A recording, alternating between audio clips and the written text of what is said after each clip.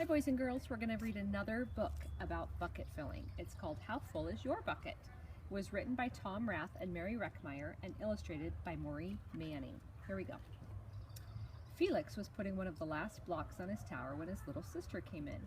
"I want to build with you," she said. Felix scowled.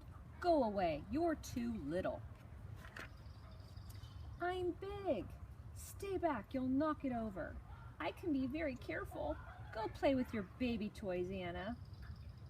She looks kind of mad there. Look at, she scratched out her picture of her brother. Thwack!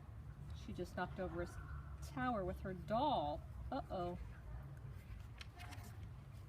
"Grandpa!" Grandpa shook his head.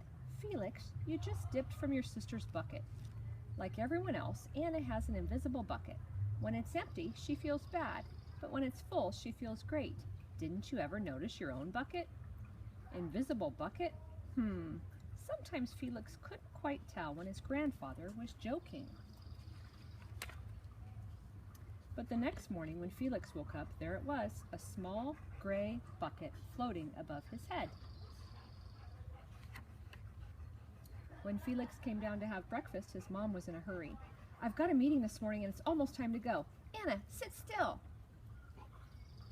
Uh-oh. Felix slipped and choco-wheats scattered across the floor. "Felix," yelled his mom, "you should have used the stool to reach that." Felix could feel his bucket tip and big invisible drips spill out. Drip, drip. "Ha ha," Anna laughed as she crunched his cereal with her shoe. Drip. "Get the broom and clean that up before you miss the bus," scolded Mom.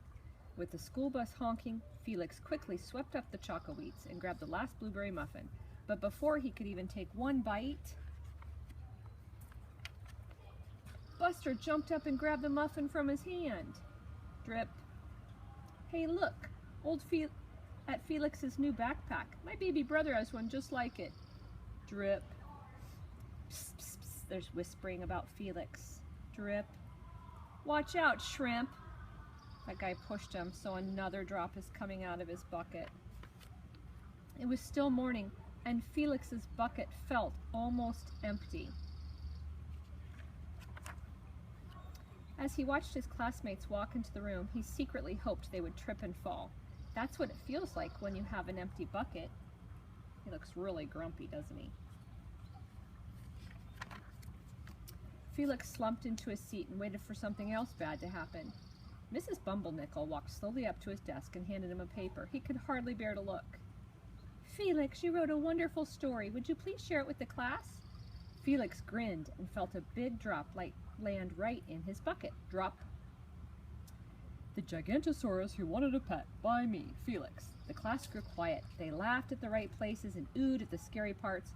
When Felix finally read the end, everyone clapped, even Emily, who sat next to him and didn't usually like dinosaurs. Felix felt a whole shower of drops land in his bucket. Maybe the day wouldn't be so bad after all. Drop, drop, drop. Every time they cheered and liked him, his bucket filled up. Drop. He got a note from his mom. "I love you," in his lunchbox. "Team captains today are Veronica and Felix." Drop. "Nice cow." "It's a dog." "Well, nice colors there, Felix." Drop. "Cool laser ant backpack, Felix." Drop. Every time somebody did something nice, it's filling up his bucket. By afternoon, Felix's bucket was nearly full. At recess, when he looked around, Felix suddenly realized that his grandpa was right. Everyone else had a bucket too. "Let me help you." Drop, drop. "Here's your baseball. Catch." "Thanks, dude." Drop, drop. "Hi, I'm Felix. First day?" "Yes, I'm Amir." Drop, drop. Looks like Amir might be new, and his bucket was empty because he didn't have any friends, but when Felix said hi to him, it filled his bucket and Amir's bucket. The strange thing was that for every drop he helped put in someone else's bucket, he felt another drop in his own bucket. When Felix burst in the door after school, he shouted, "You're right, Grandpa, I do have a bucket and I understand how it works." Then he saw Anna's torn doll. "Bad dog," he almost scolded, but then he thought, dogs might have invisible buckets too. "Your doll will be okay," Anna said. "Felix, Mom will fix her." Until then, do you want to help me build the tallest building in the world with my blocks? And so they did. And look at both of their buckets are full because they're being nice to each other. I wonder what you can do to fill someone's bucket today. Bye.